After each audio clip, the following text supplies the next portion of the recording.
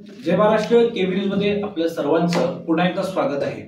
Operation सिंदूरचा आज तिसरा दिवस आहे आणि भारताचा पाकवर स्ट्राईक करून प्रत्युत्तर दिलं गेलेलं आहे। आणि पाहूया की पाकिस्तानने कसा भारतावरती कोणकोणत्या राज्यावरती हल्ला करण्याचा प्रयत्न केलेला आहे। अमृतसरच्या सुवर्ण मंदिराला आता ब्लॅकआउट करण्यात आलेला आहे। जम्मू नंतर आता पंजाब आणि राजस्थानला सुद्धा हाय अलर्टची चेतावणी देण्यात आलेली आहे। राजस्थानमध्ये सुद्धा पाककडून हल्ल्याचा प्रयत्न करण्यात आला होता। तसेच जम्मूमधील वैष्णव माता मंदिराच्या परिसरात देखील सुद्धा हल्ला करण्याचा प्रयत्न आला होता, पण भारतीय वायुसेनेमुळे त्याला संरक्षण देण्यात आलेले आहे। प्रत्युत्तर देऊन पाकचे प्रत्येक हल्ले हे अपयशी ठरलेले आहेत। तसेच तिन्ही राज्यांना हाय अलर्टची चेतावणी दिल्यापासून भारताकडून लक्ष केंद्रित करण्यात आलेलं आहे। आता पाहूया भारताने कोणकोणत्या ठिकाणी पाकिस्तानवर हल्ला करून यश मिळवलेलं आहे।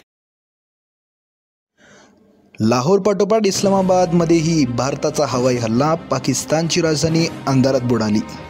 तसेच इस्लामाबाद सुद्धा हादरलेले आहे। इस्लामाबादला मोठा धक्का बसलेला आहे, कारण पंतप्रधान शहबाज शरीफ बंकरमध्ये लपलेले आहेत।